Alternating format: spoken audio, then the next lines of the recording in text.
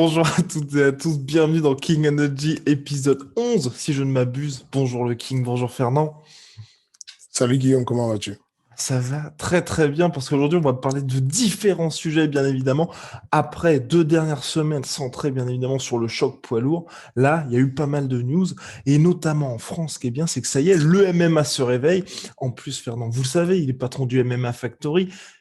Senior manager au Management Factory pour la gestion de carrière, entraîneur mais également promoteur avec l'organisation Ice Fighting Championship. Et là, on va voir tout le panel des organisations qu'il y a, mais on va commencer par les news du moment, si tu le permets, mon cher Fernand. Donc, bien évidemment, en ce moment, ce qui s'est passé, il y a eu la victoire, et vous avez pu le suivre sur les réseaux sociaux de Fernand lors du Bellator 255 de Patricio Pitbull Frere. Impressionnant ce monsieur. Absolument. Patricio Pitbull, c'est fou parce qu'il n'est plus si jeune, mais on a envie de dire c'est le futur. Je pense que dans l'idée de euh, l'interpromotion qui se passe, notamment avec Michael Chandler qui est venu et qui a fait une entrée fracassante à l'UFC, je pense que Patricio, c'est quelqu'un qui pourrait devenir un futur gros nom de l'UFC si de Bellator le laissait partir. Parce que c'est simple, hein, à partir du moment où tu es double champ, en général, tu es bien classé dans les pound for pound et il domine complètement. Et ce qu'il a fait la nuit dernière, c'est juste phénoménal. C'est, le mec, on sait qu'il a une méchante guillotine, mais on ne peut pas, enfin, qui te rentre dessus et qui te tient le coup, c'est quasiment sûr. C'est le mec, avant d'arriver au sol, je crois qu'il s'est écoulé 3 secondes, mais son adversaire dormait déjà, tu vois. C'est d'une efficacité incroyable. Et d'ailleurs, je profite pour saluer son coach, Eric Albarracin. Je pense que, bon, comme ce mec est un peu euh, polarisant et rigolo, on a tendance à rigoler parce que, bon, il met ses petites lunettes blanches ou noires. Et puis, mais c'est l'un des coachs de lutte les plus sous-estimés au monde. Je pense que dans mon classement de coach de lutte, si je devais choisir le meilleur coach de lutte, j'aurais choisi soit Chael Sonnen, soit Eric Albarracin. Bah, c'est le coach de Henry Cejudo, Triple C. Et, et il prédit en ce moment que son gars pourrait devenir aussi un autre triple C. C'est-à-dire qu'il dit que Patrice Pitbull pourrait être champion dans 3 catégories différentes, puisqu'il est champion aujourd'hui chez les 145, donc chez les 66 kilos, champion chez les 70 kilos, et pourrait être le champion chez les 61 kilos, dit-il. Ah oui, ok. Parce qu'il n'est pas si lourd que ça. En tout cas, travail exceptionnel et je suis complètement choqué par ce qu'ils sont capables de faire. Donc, voilà. Et j'ai vu sur tes réseaux sociaux aussi, donc tu étais très impressionné par sa performance. Mais c'est vrai que tu as dit aujourd'hui, pour toi, c'est le meilleur featherweight avec, je crois, tu as mis Max Holloway et Zabit Magomed-Sharipov. Mon propos, c'était de dire qui peut battre Patricio Pitbull finalement. C'est-à-dire que, alors, le champion à 145 dans le monde, Volkanovski, c'est du solide. De la bouche de Patricio Pitbull, il dit, je pense qu'on a à peu près le même niveau. Bon, quand un fighter dit ça, ça veut dire qu'il respecte correctement celui qui est en face. OK? Donc, du coup, j'ai pas mis ce nom-là, mais je sais que c'est lui le champion en titre et c'est lui le numéro 1 mondial aujourd'hui. Euh, c'est discutable. Moi, je pense que c'est discutable. Ensuite, derrière ça, les gens qui ont un style. Alors, on pourrait me répondre pourquoi pas Brian Ortega, mais ceux qui ont le style de pouvoir dominer, peut-être battre voilà, ses habits et éventuellement euh, Max Holloway. Max Holloway, voilà. Mais, mais sinon, voilà. Je donne vraiment beaucoup de crédit à ce mec, Patricio Pitbull, et derrière à son frère, qui pourrait devenir aussi un gros contender si jamais, si jamais Patricio voulait bien lui laisser la place. Et j'embraye déjà sur le sujet à venir. C'est une petite digression. Certaines personnes disent que justement, quand tu es au Bellator, c'est très compliqué d'aller ensuite à l'UFC. Est-ce que ça c'est vrai ou justement, quand tu es quelqu'un qui a le statut de Pitbull, comme tu es champion, d'ailleurs il avait battu par TKO Michael Chandler, c'est beaucoup plus simple de faire la passerelle entre les deux. Les cas sont individualisés et personnalisés. En fonction de chaque cas, il y a des complications. La cartographie du MMA a complètement changé depuis le temps. À l'époque, quand tu venais du Cage Warrior, tu avais la chance d'aller à l'UFC facilement. Ça a toujours été ça, avec des anciens champions comme Joanna Jędrzejczyk, Connor, Anderson Silva, Conor McGregor, Bill Bisping. Mais quand tu venais du KSW, quand tu venais je sais pas moi, du Bellator, dans le cas de Karl Amoussou notamment, qui s'est retrouvé avec une série incroyable de victoires, mais qui n'a pas pu rentrer à l'UFC malgré qu'on ait donné toute l'énergie possible, y compris en passant par le cage warrior pour prendre la ceinture et pouvoir le mettre en situation justement de passer. Ça n'a pas marché. Donc, j'ai envie de dire que cette histoire-là de politique de si jamais tu es au PFL, tu ne peux plus passer à l'UFC, si tu es au Bellator, tu ne peux pas passer à l'UFC, c'est révolu. hmm, Le business a pris le pas sur la réalité de la concurrence et des égos bas placés. En gros, Michael Chandler qui va à l'UFC, à qui on donne la chance tout de suite d'affronter Dan Hooker, qui va mettre KO Dan Hooker, c'est un gros danger en fait pour le Bellator finalement, pour l'UFC finalement. Ça mais veut dire oui, exactement.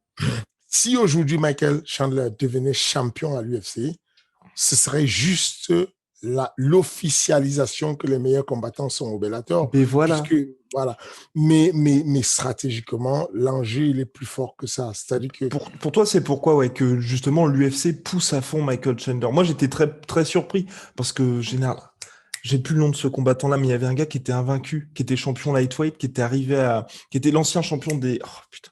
Bref, j'ai oublié son nom, mais tu vois, qui était champion d'une autre organisation américaine. Quand il est arrivé à l'UFC, ils lui ont mis coup bah, sur coup des tueurs, tu vois. de toutes les façons, c'est le cas de, comment il s'appelle, celui qui combat dur et qui prend pas mal de coups, qui Gaethje, vient. Justin Gaethje. Ouais, Justin Gaethje, quand il est venu, on ne lui a pas fait des cadeaux, Ouais.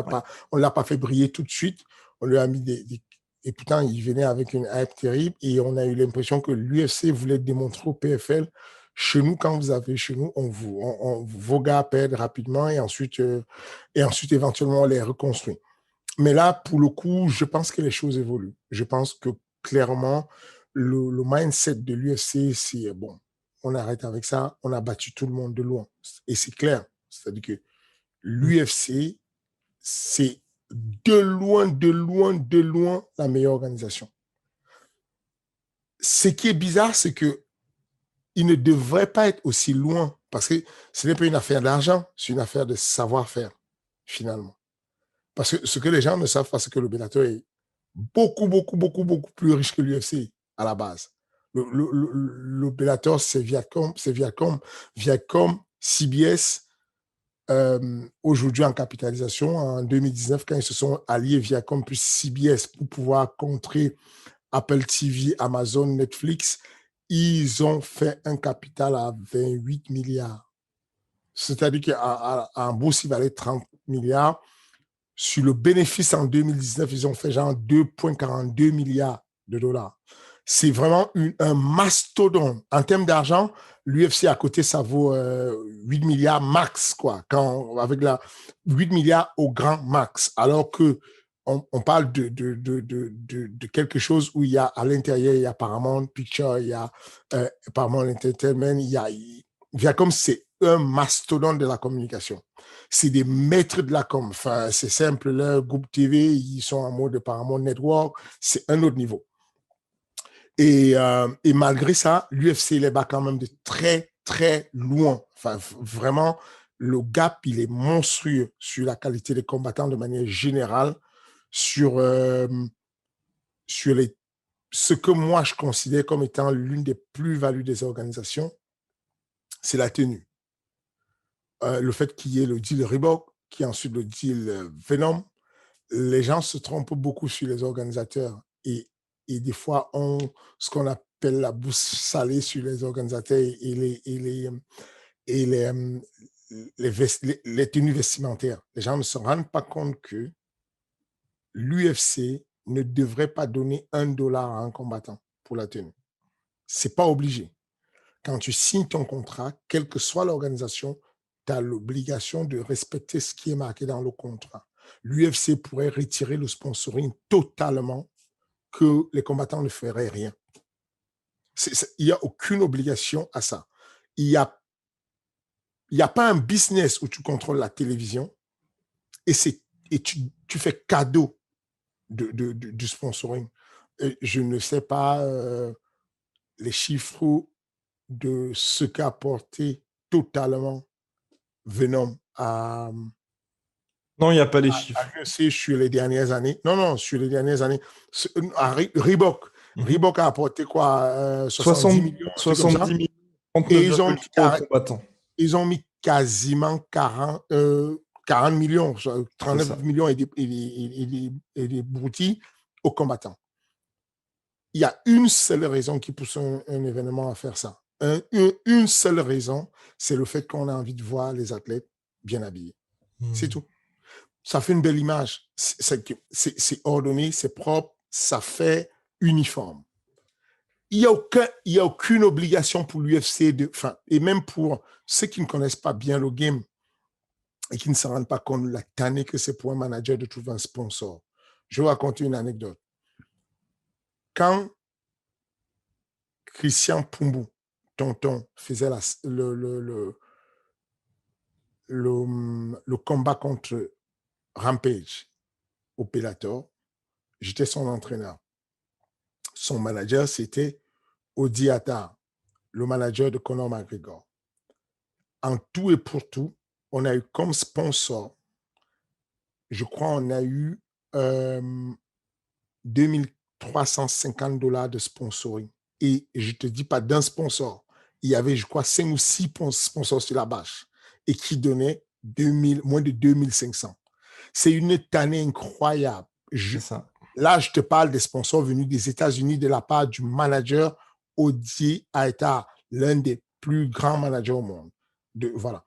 Et ce qui se passe, c'est que cette fois-là, j'ai eu la chance d'être accompagné par Wicked One à l'époque. Gary de Wicked One nous a fait un très beau cadeau. Je pense qu'on a eu un sponsoring avec Gary 3000 €, un truc comme ça, qui venait compenser ce qu'il y avait. Pour un manager ou pour un entraîneur, pour moi, c'est un grand soulagement de savoir que de toutes les façons, quel que soit ce qui arrive, Ziam Fares, Alan Bodo, Nassoudine Imavov, quel que soit ce qui arrive, ils vont toucher 4000 avec Venom. C'est ça. Sûr. 3500 avec Reebok, 4000 avec Venom. Sûr. Ils n'ont rien à faire. Ils n'ont pas à aller chercher leur taille. Ils n'ont pas à aller à la boutique aller voir si ça passe ou si ça ne passe pas. Ils n'ont pas à choisir des tenues. Ils n'ont pas à se prendre la tête. Moi, je reçois par email une feuille où je remets les noms des hommes de coin qui vont partir. Les hommes de coin arrivent sur la Fight Week et sur la Fight Week, on leur fait du sur-mesure. On reprend les tailles, on remesure tout et on recoupe les fringues exactement du sur-mesure. C'est un confort incroyable. Donc, ceux qui ne se rendent pas compte, il faut qu'ils comprennent que c'est un cadeau. C'est un cadeau juste parce que l'événementiel a besoin de la belle qualité d'image, a besoin de belles tenues. J'ai eu l'honneur, en tant que directeur sportif sur Ares, d'avoir Elion comme sponsor. Et moi, c'est un cadeau de dire aux athlètes, OK, vous pouvez vous habiller comme vous voulez. Je ne suis pas... c'est une organisation qui débute à Ares. On ne va pas vous verrouiller à dire, vous devez absolument mettre de l'Elion ou quoi que ce soit. Mais en tout cas, vous avez le choix. Si vous voulez mettre Elion, allez-y, mettez Lyon. On vous le recommande pour la qualité de l'image. Parce que du coup, on va harmoniser l'image. On a un même ton de couleur qui donne un peu l'idée de quelque chose d'organisé, comme le judo, comme le taekwondo, avec des uniformes, en fait. Et donc, pourquoi? Parce qu'on voulait avoir un contenu cool, un contenu propre, un rendu propre. Et le contenu devient propre à partir du moment où vous commencez à uniformiser les choses. Donc, je, pour répondre à ta question, pour revenir dessus, je pense que ça, c'est l'une des raisons pour lesquelles l'UFC aujourd'hui lâche prise. Et si tu es un bon Ouais. athlète, tu es un bon combattant, tu viens du KSW, tu viens du Rising, comme Manel Capé, tu viens du Bellator, comme Michael Chandler, il n'y a pas de problème à te prendre, il n'y a pas de problème à te mettre en avant. Et surtout pour le sponsoring, pour boucler la boucle, exactement ce que tu dis. Donc c'est Venom qui m'a dit ça justement. L'UFC s'était posé la question à la fin du Reebok Deal. Alors, est-ce qu'on allait laisser plus de latitude aux combattants ou pas? Est-ce qu'on allait évoluer sur les équipementiers? Mais ils ont fait, en fait, ils ont conduit une espèce d'un questionnaire distribué à tous les combattants. Et la grosse majorité, c'est exactement ce que tu as dit. C'est les combattants préfèrent avoir un équipementier et que justement ils soient rémunérés de cette manière-là parce que pour eux, c'est beaucoup plus simple. Ils n'ont pas à chercher. Comme tu dis, tu as cette sécurité-là. Donc c'est vrai que pour la grande majorité, c'est positif, bien évidemment. Et là, finalement, donc la grosse news aussi qui a agité un petit peu le MMA français, je crois que c'était ce samedi soir, ça nous est venu des États-Unis. Brett Okamoto, journaliste ESPN, qui a lâché une petite bombe. Cyril Gane, Alexander Volkov, pour le 26 juin prochain, en main event, numéro 5 du classement UFC Volkov contre le numéro 4 Cyril Gane.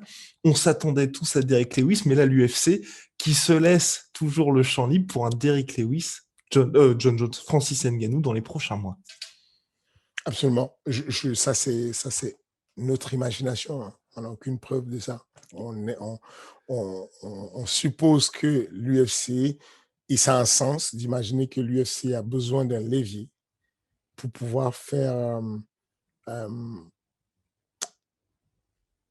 pour pouvoir mettre John Jones dans la situation de C'est ça. nul n'est irremplaçable. Enfin, notre imagination, mais quand même, Ariel Helwani, hier, a tweeté, donc journaliste aussi d'ESPN, a dit que l'UFC avait visé donc Derrick Lewis, Francis, pour le 12 juin prochain. Donc, Francis, apparemment, c'était pas dans son bon timing, mais comme quoi, il y a quand même des petites informations qui montrent bien qu'ils ont envie d'avancer de ce côté-là. Que tu avais dit Absolument. d'ailleurs la semaine dernière.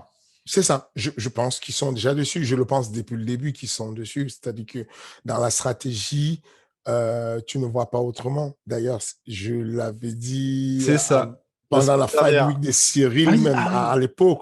J'avais déjà dit sur la Fight Week de Cyril que il fallait, quand je dis les raisons pour lesquelles j'insistais pour qu'on finisse le combat avec Rosenstruck venait aussi de là.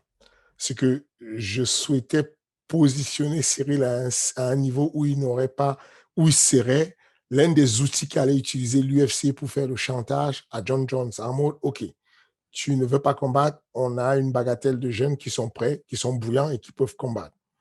Sauf que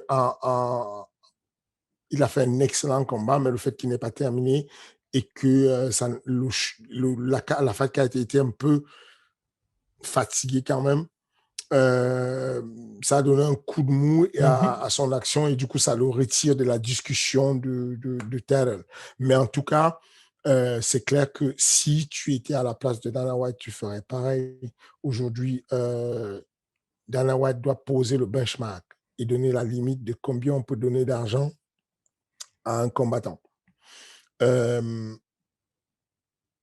Jones essaie de faire quelque chose sans précédent. Il essaie d'aller très, très fort, très haut et demander un montant d'argent qu'il n'a jamais touché, dont il ne s'avoisine pas, histoire de casser le délire, voilà, de juste créer quelque chose qui n'a jamais été fait, qui va être fait. L'UFC sait que si ça se passe comme ça, ensuite, ils vont recevoir une tonne de demandes parce qu'il faut savoir que Francis, de son côté, va demander beaucoup d'argent pour ce combat. Donc, l'UFC s'est dit, le temps, on va jouer avec le temps. On fait comme si on a oublié, on ne le calcule pas. Entre-temps, on annonce le combat de Cyril très rapidement, ce qui annonce la couleur en disant, OK, si Cyril ne prend pas Derrick Lewis, probablement Derrick Lewis est prêt à affronter Francis. Donc, ça annonce un peu la couleur. Et non, c'est un fair game. Moi, je pense qu'effectivement, la cause que fait John Jones, c'est pour tous les combattants. C'est bien d'élever le niveau de la paye. À chaque fois qu'il y a une paye qui vient faire jurisprudence, ça fait progresser tous les combattants vers une espèce de syndicat invisible. Mhm. Maintenant, il faut savoir que John Jones, pour moi, vous le savez, je l'ai déjà marqué dans mon pan for pan, c'est le meilleur combattant au monde. Ah oui. Selon le style qu'il a, le classe à un niveau où on a à la croisée du fight IQ, à la croisée du physique et à la croisée des skills. Quand tu as ces trois éléments, à mes yeux, tu deviens archi bankable. Après, il y a des tâches de sa vie et tout ça. OK. Mais non. Cela étant dit, John Jones n'est pas encore bankable au niveau du pay-per-view. C'est d'ailleurs incroyable. Oh, il tape pas le million, mais 700 000, c'est quand même pas mal. Attends, si un nouveau arrivé comme Adesanya tape 800 000 à lui tout seul, Oui, je à vois lui tout seul, c'est-à-dire que sur la carte avec laquelle il était, on considère qu'il est tout seul. C'est clair. Je ne pense pas que voilà quoi. Je ne pense pas que Yann Blachowicz ait fait 50 qui a fait voilà quoi. Donc Oui. 50 000. Donc je pense vraiment qu'à lui tout seul, il a fait 800 000 en pay-per-view. Ensuite au-dessus de ça, en tout cas, il y a des acteurs comme Connor qui ont tapé le million À 7 fois, reprises, 7 fois. 7 reprises. Il y a quasiment des mecs comme, comment il s'appelle, Brock Lesnar qui a tapé combien de fois le 4 million? fois. 4 4 fois. fois. Et puis il y a John Jones qui a tapé combien de fois? 0 fois. Donc l'UFC a un levier de dire, OK, on va peut-être te faire un petit bombe dans ton salaire, mais on ne va pas te donner 15 millions non plus. Quand tu dis que 10 millions, c'est peu, abuse pas. Oh, attends, parce que, alors, sans prendre parti, mais c'est vrai que moi, pour le coup, je rejoins John Jones pour dire que c'est vrai que si l'UFC venait à faire ce combat Francis contre Jones, je pense pas que ça pète le record 2,4 millions de Khabib McGregor, mais à mon avis, ça va vraiment cartonner. Et en plus, tu peux faire ça dans limite un stade. Je pense qu'il y a vraiment beaucoup de gens qui vont venir. Et c'est vrai que pour le coup, j'ai presque envie de dire que John Jones joue un peu sa carrière parce qu'à mon avis, une grande partie du grand public, tu vois, enfin, ou des gens qui s'intéressent au MMA, attendent qu'il perde une fois, tu vois, pour dire, ah bah, il a été rattrapé par le dopage, ceci, cela. Donc, c'est vrai que faut quand même être payé pas Non, non. mal. Là, tu as Non? mélangé, mélangé un peu tout. Tu as mélangé un argument qui était solide parce qu'il est de la réalité et donc il concerne tout le monde avec un Ouais. argument qui est personnel à John Jones.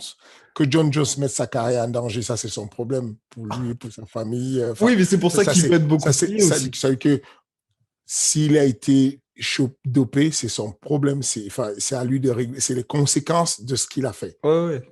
Voilà, ça c'est pas. On ne doit pas lui faire une augmentation de salaire juste pour ça.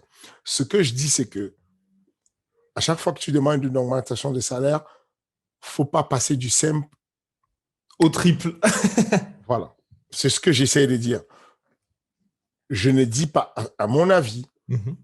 John Jones devrait être payé 20 millions. Enfin, Ouais, il y ouais, a c'est ça. largement l'argent pour qu'il soit payé 20 millions.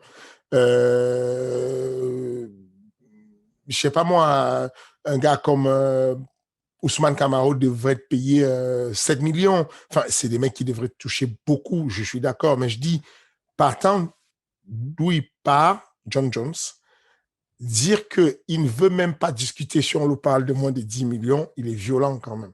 Hmm. C'est brutal comme discussion. Ça annonce que, voilà quoi. C'est pour ça que certains acteurs du monde du MMA sont d'accord avec Dana White pour dire tu places la discussion à un niveau où tu ne veux pas combattre. Je ne pense pas que c'est vrai. Oui, John Jones complètement. n'a pas du tout peur de qui que ce soit sur la planète. C'est-à-dire qu'il a dit clair, la meilleure manière pour battre Francis, c'est simple. Il faut accepter le fait que on peut se faire mettre KO. Quand tu l'as accepté, tu combats correctement. Si tu as encore ce doute-là dans la tête, tu ne sais pas si tu vas être mettre KO, bah là, tu vas être surpris le jour du combat. Et, et donc, je pense qu'il n'a pas peur. Je pense juste qu'il essaie de jouer sa partition, avoir un peu plus d'argent, mais il ne faut pas aller trop fort. Je pense que s'il met la barre autour de, je sais pas moi, 7, 8, il pourrait arriver à une conclusion. Il pourrait avoir quelque chose parce que c'est un combat, comme tu dis, qui a un sens. C'est un combat qui va faire beaucoup de bruit en termes de pay-per-view, beaucoup de bruit. C'est-à-dire que l'un comme l'autre n'ont pas encore tapé le million sur le Ouais. pay-per-view. Cependant, les deux ensemble, ça fait quand même quelque chose où n'importe qui sur la planète a envie d'aller regarder pour dire, OK, j'ai envie de voir c'est quoi l'intelligence contre la force.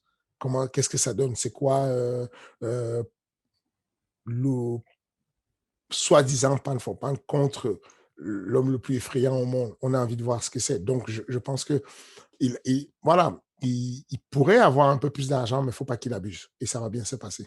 Et Bon, voilà. en soi, on On revient sur. espère en tout cas. On revient sur la question. Et oui, donc Volkov, Cyril Gann. Donc pour la première fois, même si c'est bien évidemment un peu en trompe-l'œil, parce que c'est vrai que Cyril a eu une ascension fulgurante, c'est la première fois que Cyril affronte quelqu'un qui est classé derrière lui, mine de rien. Bah alors, Bah, déjà, il faut comprendre que le jeu, c'est que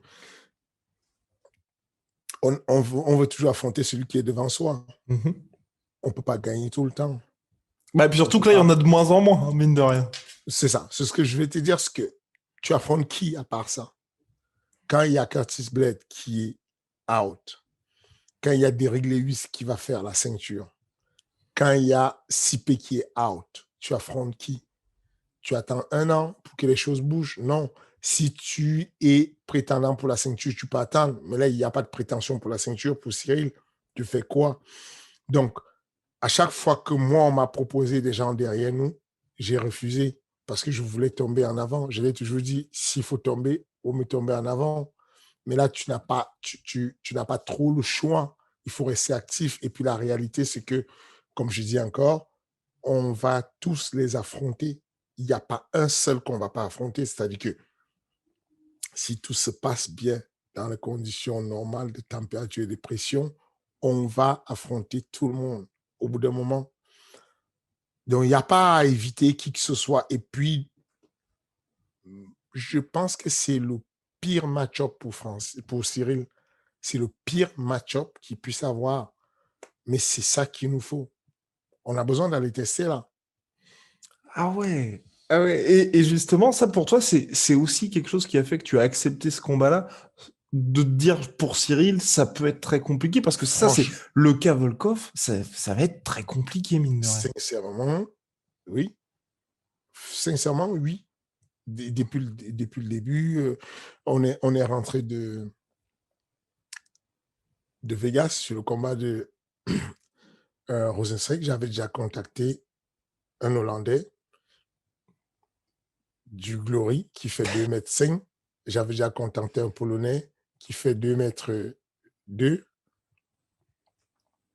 Euh, avec un bon striking pour pouvoir mettre Cyril dans les conditions. Même s'il y avait la possibilité que ce soit Derrick Lewis, je le savais que Derrick Lewis, c'est gérable parce qu'il a déjà affronté des mecs de ce style. Mais je le savais qu'il faut se préparer déjà pour le style de Volkov. Et c'est le pire combat pour lui, mais c'est l'occasion d'aller tester. Et il y a beaucoup enfin, beaucoup, relativement petit finalement de haters, des personnes qui souhaitent qu'ils se cassent la gueule et qui vont allumer les bougies pour que ça se passe dans ce sens-là. Et c'est une bonne chose, ça motive. Et puis, il y a beaucoup de personnes qui aimeraient qu'ils passent là-bas pour qu'on passe en ex et ça motive. Et je fais partie de ces personnes-là qui vont tout faire pour que ça passe. Ah là là. Je suis convaincu que on va y arriver, on travaille dessus d'arrache-pied, mais c'est clairement le pire combat qu'il puisse avoir parce que le mec boxe très bien, il est archi agressif, il a pris de la masse musculaire, il ne recule pas, il fait machine avant et il te bousille le corps avec des tips, avec des middle, avec des low kicks. Enfin, euh, c'est compliqué, mais c'est ce que Cyril kiffe. Et pour vous dire la vérité, j'ai l'impression qu'on a le meilleur Cyril quand il est bousculé. Oh là là, non mais l'UFC, si l'UFC nous regarde, engagez Fernand pour hyper les combats. Engagez-le pour hyper les combats parce que là, dans les trailers, ça donne des frissons. On a envie de le voir en tout cas là. Non, mais c'est la réalité. Je vous dis encore, on peut, on peut prendre, on peut, on peut en discuter à la fin, mais je suis convaincu que quand il est bousculé et quand il est chahuté, quand c'est, quand c'est à sens unique, c'est pas brillant. Quand il est bousculé et il est chahuté, je pense qu'on aura quelque chose de bien. Ok. Il n'a pas le choix que de gagner. Non, c'est clair. C'est clair, mais Et quand par il n'a contre, pas, voilà, et deuxième des choses, c'est que beaucoup de gens trouvent le succès et la réussite dans le fait de passer et de gagner des places. mhm, Mais quand on est à ce niveau, dans le top 5, on ne gagne pas parce qu'on gagne des places, on gagne parce qu'on est actif. C'est-à-dire que effectivement, il affronte un mec qui est cinquième, lui, il est quatrième. Donc, a priori, en fonction des appareillements et des défaites, des victoires qu'il y aura, ça pourrait bouger. Mais a priori, même en gagnant, il ne gagne pas une place. Mais cependant, il gagne en respectabilité.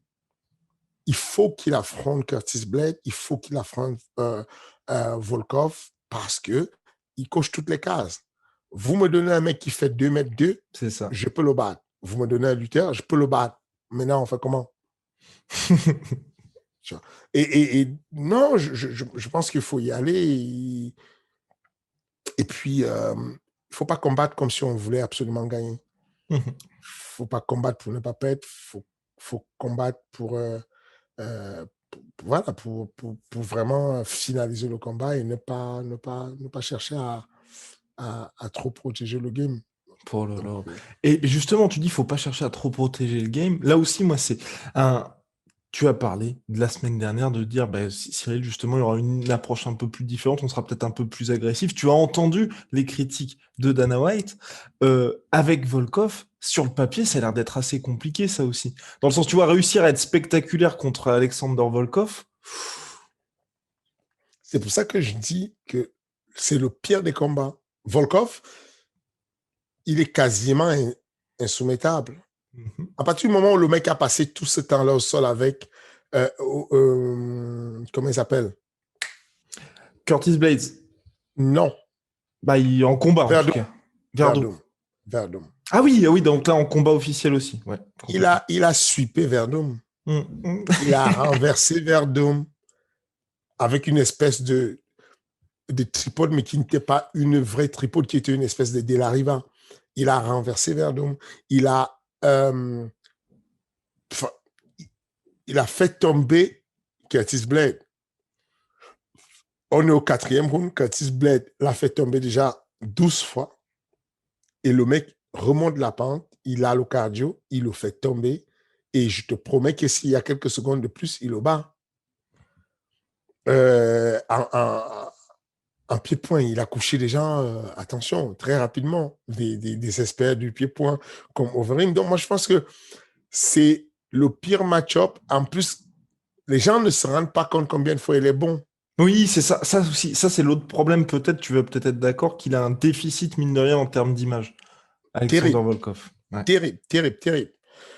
Mais encore une fois de plus, observez l'investissement et regardez comment ça va payer. Mhm. Quel est le meilleur apprentissage que d'aller affronter le pire des cauchemars que tu as, le vaincre? Comment tu en sors? Oh là là. Ce n'est pas comme si tu faisais une sélection pour entrer à l'UFC et tu te dis j'ai peur de perdre parce que si je perds et tout, je vais annuler mon entrée à l'UFC. Non, non, non, on y est. On y est là pour longtemps. Il n'y a rien. OK?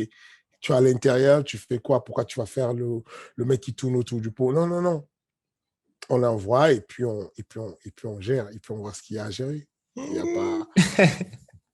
Eh ben, on va voir ça en tout cas. Alors maintenant, autre sujet, bien évidemment, et pas des moindres, c'est là les organisations en France. Donc ça y est, elles semblent toutes se lancer vers le pay-per-view. Donc FFA Challenge le 8 avril prochain, le 10 avril prochain. MMA Grand Prix, MMA GP qui revient pour une deuxième édition le 8 avril, également en pay-per-view. Le 100% Fight a annoncé que là, ils allaient faire, je crois, 7 événements sur la prochaine saison, tous en pay-per-view également. Alors que la France était réputée comme un marché pas vraiment, on va dire, friand pour les pay-per-view, là, on a l'impression que tout le monde se lance vers ça. Pour toi, est-ce que c'est quelque chose où aujourd'hui, on peut vraiment se dire, ça y est, pour les sports de combat, ils vont pouvoir bénéficier du pay-per-view et donc le pay-per-view, ça peut potentiellement apporter énormément de revenus. C'est ça le risque, bah, bien évidemment, comme c'est achat à la demande, vous n'avez aucune garantie, mais ça peut monter très haut. Euh, je pense que on s'adapte. Si ce n'est pas les espèces les plus fortes qui s'en sortent, ce n'est pas les espèces les plus intelligentes, mais ce sont les espèces qui s'adaptent. Il faut s'adapter et l'industrie du MMA français euh, est obligée de s'adapter. Donc, à partir de maintenant, on aura ce mode-là de transmission, de broadcasting en pay-per-view. Et c'est bien pour nous, c'est bien pour l'étranger. Ça permet à l'UFC de voir les chiffres et de préparer d'éduquer le peuple français à l'achat du pay-per-view. Ce n'est pas un réflexe chez nous, c'est un réflexe aux États-Unis, mais ce n'est pas un réflexe en France de payer le pay-per-view, c'est un réflexe en Pologne. Le KSW va faire des shows avec un stade à 68 000 spectateurs, mais en même temps, en termes de pay-per-view sur leur chaîne à eux, KSW TV ou bien Polsat, ils font des chiffres incroyables. Mais c'est pas une éducation à la française d'acheter quelque chose en avance sans savoir ce que ça va, voilà, et ne pas savoir ce que ça va donner exactement. Mais ça devient le nouveau marché, déjà parce qu'il y a la pandémie qui empêche qu'il y ait le public, même si le marché du business de l'événementiel ne compte pas beaucoup sur le ticketing en général. Quand l'UFC organise un événement, il y a des entrées, ça tourne toujours autour d'un Mhm. million, de 2 millions. Enfin, c'est pas ça qui rembourse un événement des MMA. Mais à côté de ça, c'est plutôt la télévision qui vient rembourser. Aujourd'hui, on n'a pas encore des fortes télévisions. Les Mhm. chiffres sont encore très bas. Un événement moyen comme le Cage Warrior va toucher entre 5 000 et 10 000 euros pour pouvoir passer pour un contrat avec RMC Sport, par exemple. D'accord. C'est Hmm. c'est que dalle. Par événement, oui, par événement. C'est par soirée, oui. Oui. Oui, oui, quand même. Ok. Oui, oui. Ouais, oui, non, c'est clair que oui, quand tu as une fight card, ouais, non, c'est un peu plus compliqué. Et toi, justement, pour Ares, parce que là, t'as ce magnifique t-shirt, est-ce que Mm. tu te poses des questions sur le pay-per-view, justement? Non, je ne me pose pas de questions, c'est sûr. Ah oui, d'accord. Ça va de soi. On travaille sur une plateforme. Euh, il y a Fight Nation qui fait un boulot extraordinaire en passant par ce portal sur la diffusion du MMA en France. On a vu des événements du Moyen-Orient, on a vu le Bref, on a vu pas mal d'événements passer sur Fight Nation. L'événement du 10 avril avec Mathieu Nicourt, ouais. Ah Rizin oui, Swak, un main event sur l'événement de Mathieu Nicourt sera sur Fight Nation avec quasiment toutes les équipes françaises représentées. Il a fait une très belle Fat 4 avec quasiment toutes les teams sont représentées là. Je pense que les gens devraient se connecter, surtout que Fight Nation, c'est incroyable, c'est pas cher du tout. C'est vraiment pas cher. Moi, j'ai pris directement l'abonnement à l'année. Et je trouve ça relativement à la portée enfin, pour le spectacle qu'on reçoit dessus, c'est relativement à la portée de tout le monde. Je ne sais plus ce que j'ai payé, mais j'ai c'est l'impression que 29 j'étais euros autour pour de, l'année, je crois. voilà, j'étais autour de ça, j'étais autour mais j'ai trouvé ça relativement pas cher, vu que l'UFC Fight Pass, c'est quand même 99 euros, sans compter que tu payes le pay-per-view quand il y a des bonnes fight cards. Donc, oui, je pense que MMAGP, je pense qu'ils vont le faire aussi sur Fat Nation, je ne sais Non, pas ils le encore. font sur leur propre plateforme. OK, Enfin, sur leur propre site, pardon. magnifique. Donc voilà, c'est le nouveau mode de transmission et c'est quelque chose de très bien. 100% fight, c'est c'est le moment la H Production de récolter tout ce qu'ils ont fait comme boulot. On ne le dit pas assez, mais il faut qu'on soit reconnaissant. Euh, le boulot euh, de, de fond, le travail de fond qu'a fait Stéphane Chouffoyer avec la H Production, c'est incroyable. Moi, je le ressens directement. Tous ceux qui ont brillé ou pas brillé au MMA Factory sont passés par là. Le champion de l'UFC, Francis Ngannou, est passé par le... Déjà, moi, je suis passé par le 100% fight. J'ai fait l'extrême gladiator, j'ai fait le 100% fight. Francis a fait le 100% fight, il est champion de l'UFC. Qui a fait le 100% fight? Quasiment. On a fait à la Supreme League, il y avait Yuri, il a fait le 100% fight. Il y avait Sami Faidin, champion aussi du Contenders. Je peux citer jusqu'à demain Michael Lebou, Damien Lapillus, Taylor Lapillus. Il y a quasiment tout le monde de chez moi qui est passé au 100% fight. Ensuite, quasiment tous les Français, Kalamoussou, Xavier Foupapokam, Grégory Baben, quasiment tout le monde a eu la plateforme du contender, du 100% fight, de l'extrême gladiator, de l'ASF. Je parie que tu ne sais pas c'est quoi l'ASF. Et non, je ne sais pas ce qu'est l'ASF. Absolute Submission ASF Fighting Championship. Absolute Submission Fighting. C'était l'organisation de grappling de H Production. Et moi, j'ai combattu dessus contre Zakaria Arab, l'une des meilleures ceintures noires de Hakim El Aoued. Donc, aujourd'hui, cette organisation-là, je pense qu'elle a le mérite d'avoir l'histoire avec elle. Il y a des organisations dans le monde qui sont nouvelles, comme LFA. LFA, c'est une nouvelle organisation aux États-Unis qui a pour base Houston et qui bombarde des événements. Sur UFC Fight Pass, ils sont à 40 événements à l'année. C'est une petite organisation, mais ils bombardent. Il y a eu Andrea Lee, la championne de LFA, elle a affronté Veronica Macedo à Santiago, au Chili. Il y a eu plein de champions qui viennent de LFA. Récemment, elle est nouvelle, elle est de 2015. Mais entre-temps, elle a fait des très bons résultats, elle a avancé. Donc, il y a de nouvelles organisations qui décollent rapidement. Et puis, il y a des anciennes organisations comme le Cage Warrior, qui est là depuis 2004, je crois, et qui est déjà, je crois, une bonne cinquantaine d'événements. Je ne me rappelle plus exactement des chiffres, mais voilà, c'est une ancienne organisation qui est là, qui fonctionne calmement, qui fait beaucoup d'événements.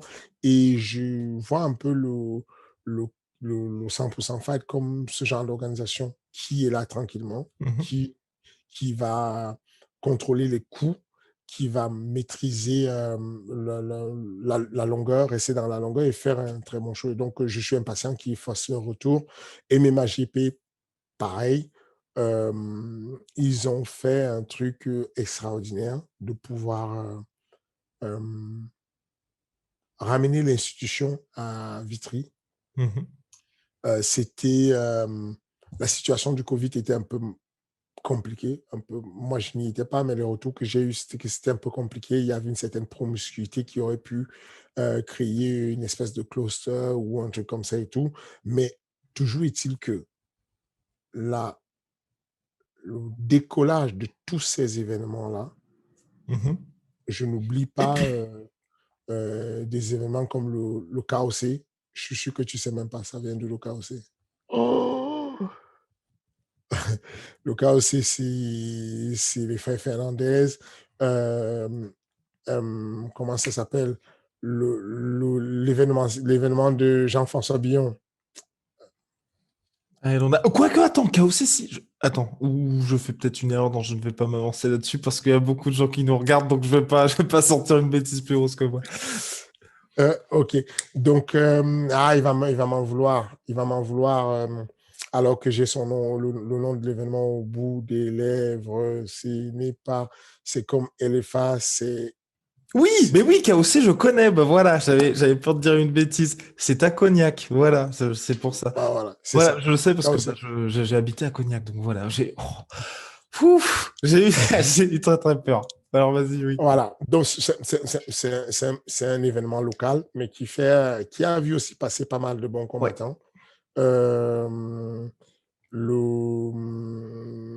Bah, ah, il y a pas mal d'organisations françaises, mais clairement marquées. Et puis toi, tu as Arès qui se veut international. Donc ça, on va dire, c'est différent. Mais moi, ma question aussi, et toi, voilà, bah, avec des combattants un petit peu partout sur la planète, est-ce que toi, tu penses que c'est possible que, bien évidemment, à mon sens, hein, moi, les organisations, tu vois, qui sont clairement marquées du type, tu vois, KSW, Ares Fighting, 100% Fight, on sait clairement les positionner. Mais PFL, Bellator, ou celles qui, tu vois, s'expriment clairement pour dire, on va à la recherche de l'UFC, est-ce que pour toi, soit c'est possible, on va dire, soit d'exister en se disant on est clairement concurrent de l'UFC, ou alors d'à terme de pouvoir rattraper l'UFC, ou pour toi l'avance qu'ils ont aujourd'hui, c'est mort. c'est possible. C'est une affaire d'énergie, de boulot. Ce n'est même Mhm. pas une affaire. Enfin, parce que là, déjà, financièrement, la preuve, c'est ce que je vous dis, c'est que l'UFC, le budget de l'UFC, le capital de l'UFC, à côté du Bellator, c'est peanuts. Mais ça ne change pas que le savoir-faire de l'UFC est tellement avancé. C'est incroyable. Donc, je ne pense pas que c'est une affaire d'argent. Je pense qu'il pourrait avoir ce genre de rattrapage s'il y avait du vrai boulot. Mais c'est Hmm. quasiment impossible. Parce que Mais par l'avance exemple, de qu'est-ce que tu veux dire l'UFC, par vrai boulot? C'est genre en fait, quel secteur toi te marque et tu dis ah ouais, ok. Ok, là, ils ont vraiment de l'avance. Parce que même Arès, hein, mine de rien, quand on parle aux combattants et puis même à enfin, pas tes concurrents, mais on va dire tes confrères, ils disaient, bah, justement, le fait qu'il y ait eu les tenues, par exemple, peu d'organisations font ça, mais c'est quelque chose qui marque pas mal. c'est de ça que je te parle. C'est-à-dire que Ares n'a pas la prétention du tout, même si j'ai le t-shirt d'Ares aujourd'hui, je n'ai pas l'intention d'en parler. C'est-à-dire que ce serait facile, je suis jugé parti, je parle de mon événement et puis je me mets bien, quoi. C'est pas le but. Mais en gros, ce que moi j'ai constaté, c'était ça, c'est que pour faire la différence, il va falloir bosser comme des forcenés pendant très longtemps. C'est sur tous les détails, tous les détails. L'événement commence. La première des choses, j'ai déjà contacté USADA pour négocier et travailler avec USADA pour les tests, pour rendre l'événement legit, pour pouvoir aller chercher l'idée du mouvement olympique. Je travaille directement avec le mouvement olympique de chaque pays où je veux organiser. Pendant que USADA est en train de préparer quelque chose pour Ares, j'ai déjà vu avec l'Agence mondiale antidopage qui fait le doping sur place. Ça montre qu'on est en train de travailler.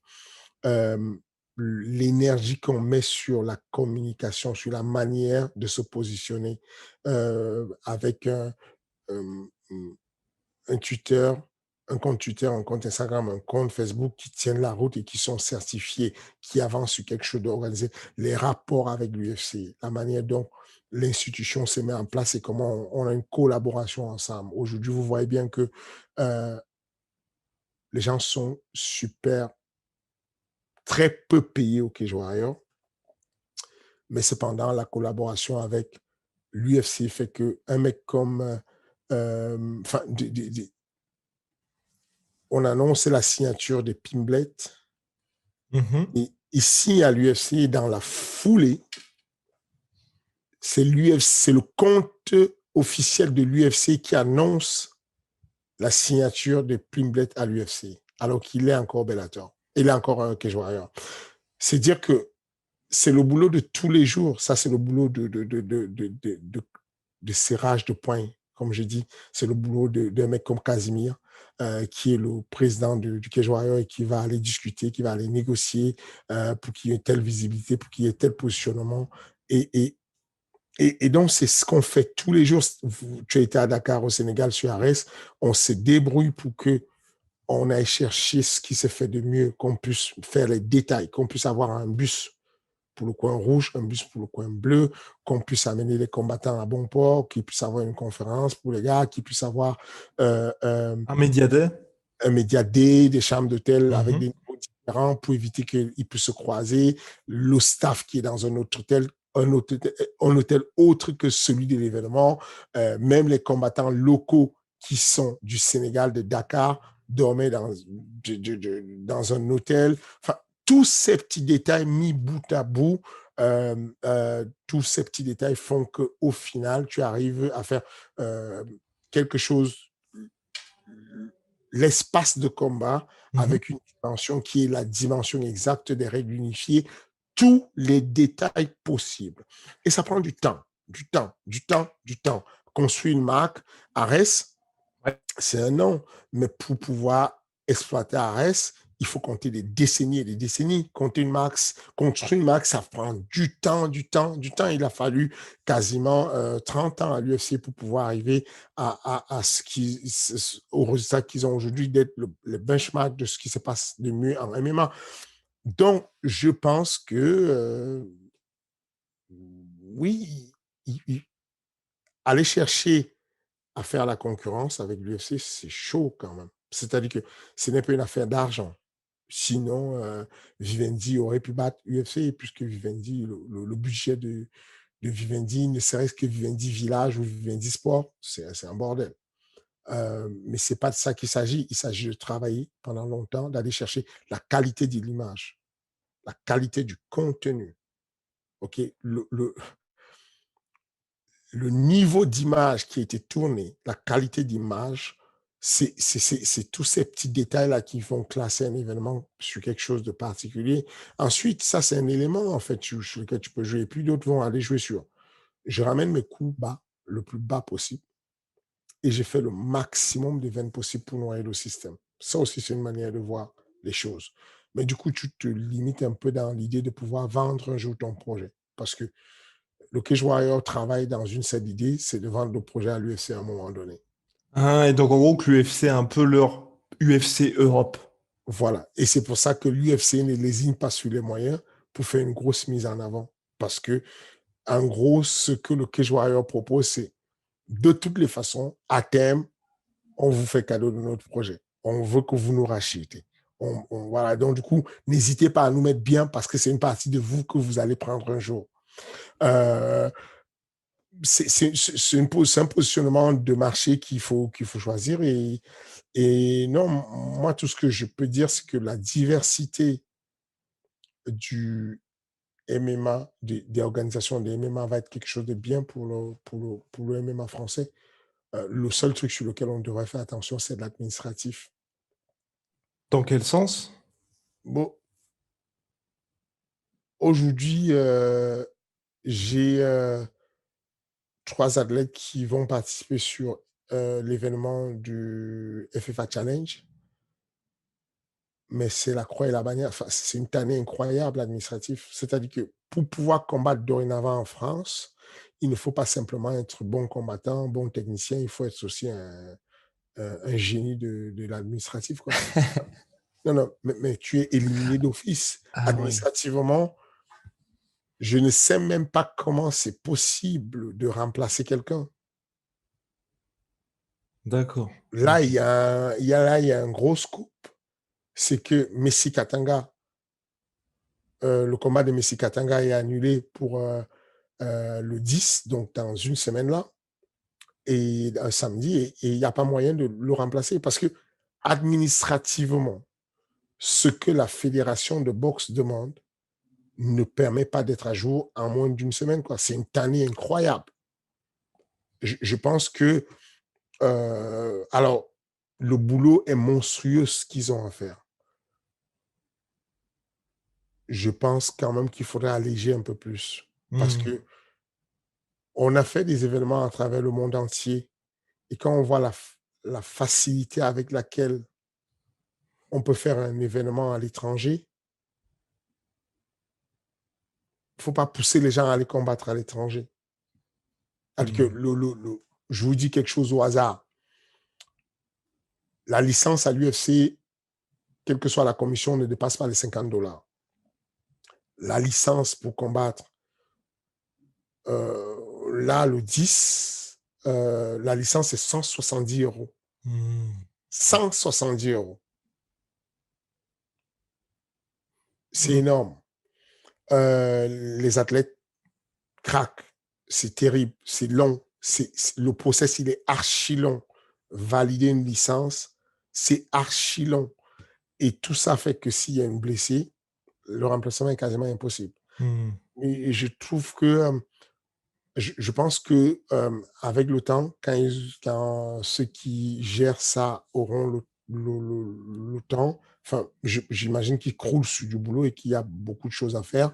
La structuration, c'est compliqué. Je pense pas pouvoir faire ce qu'ils sont capables de faire. Donc, je les remercie déjà de faire ce qu'ils font. Euh, mais cependant, si on veut sauver l'OMMA français, il faut trouver des raccourcis. Il faut trouver un moyen de faciliter la manière des affiliations, des licences et de faciliter le processus de faire des événements pour les promoteurs, les petits promoteurs, parce que sinon ça va être compliqué avec l'avenir. Mmh. Et là, bah, je pense qu'on a fait le tour sur la question MMA français, MMA international avec les organisations. Chaque semaine, vous pouvez poser des questions au King. Eh oui, eh oui. Vous n'avez qu'à poser votre petite question en commentaire. Ensuite, on en sélectionne pour la semaine d'après. Là, comme on est déjà un petit peu plus d'une heure, mon cher Fernand, on va raccourcir le nombre de questions. Mais tu avais déjà commencé à y répondre, mais je pense que les gens aimeraient avoir ton avis, notamment Raouti Benaziza. Question pour le King. Que penses-tu du nouveau combattant signé par l'UFC, Paddy Pimblett, qui, oui, a été, comme tu as dit, Fernand, ça a été repris sur le compte officiel de l'UFC, sur le compte Europe. Là, clairement, l'outil de communication est mis en marche pour qu'il y ait une grosse hype autour de lui quand il va arriver. Oh, je pense que il a un gros potentiel médiatique, Mhm. mais pas plus que ça. Ouais. Il est limité sur sa boxe. Dans la catégorie où il est, ça va très vite. Sa boxe très précis, ça va vite. Je ne le vois pas percer. C'est pas le prochain Conor, c'est pas Sean O'Malley. Cependant, médiatiquement, il soulève des foules. Pour peu qu'il gagne son premier combat à l'UFC, l'Union, le Royaume-Uni, ils vont aller, ça va aller en live, quoi. Mm. S'il gagne, Liverpool explose. Tout le monde explose, quoi. Enfin, ils deviennent fous, ils sont fous de lui, Paris de Barry Pimblett. Et puis, il est fort, hein. Attention. Enfin, du MMA Factory, il a battu 2 mecs, il a Ouais. battu Jason.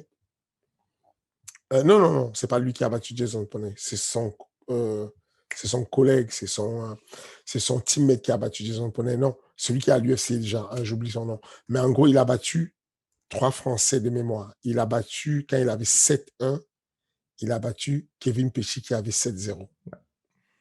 Quand il avait 10-1, il a battu Teddy Violet du MMA Factory qui avait 10-2. C'est ça. Quand il avait 11-1, il a battu Johnny Fraché qui avait déjà 28 combats. Je crois qu'il avait 28-10, un truc comme ça. Exactement. Donc, il est solide. Ensuite, il a perdu. Ensuite, il a été stoppé par Nad Narimani, un truc comme ça. C'est ça. Et ensuite, il a eu 2 victoires. Ensuite, 2 défaites. Non, une victoire. Ensuite, 2 défaites. 2 victoires. Signature UFC. C'est un parcours qui n'est pas qui est brillant d'avant, mais qui a été cassé à un moment donné quand il y a eu une cassure sur sa lancée. Et à un moment donné, il était sur 9 victoires consécutives. C'est à ce moment qu'il devait passer à l'UFC. Mais comme c'était une poule aux œufs pour le Cage Warrior lui a renouvelé le contrat, lui a donné un peu plus d'argent. Il est resté au Cage Warrior. Sa carrière en a pris un coup. Ils se sont promis, ne t'inquiète pas, on va te récupérer, on va te mettre à l'UFC. Ils ont réussi leur mission. Ils l'ont mis à l'UFC. Je pense que pour le peuple anglais, pour Liverpool, pour même les... comment ça s'appelle? Même le pays légal et tout ça, ils apprécient bien Pimblett. Ils ont beaucoup aimé là-bas. C'est le mec qui a la tête de n'importe qui. Enfin, un gosse, il n'a pas la tête d'un fighter. Et donc, du C'est coup, clair. les gens se reconnaissent en lui et c'est très bien pour le business. Donc, je pense qu'à l'UFC, s'il gagne son premier combat, il va faire un boucan de malade, il va faire de la pub au Cage Warrior, il va faire de la pub à sa ville, à sa team. qui est l'une des teams les plus connues là-bas. Ils sont déjà nombreux à l'UFC. Donc voilà, je pense que c'est pas le mec qui va péter le top 15, mais Ok. Ok. il va faire du bruit.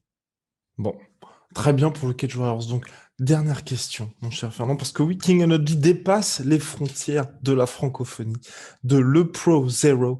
Mr. Lopez, which part of Cameroon do you come from? I really want to know.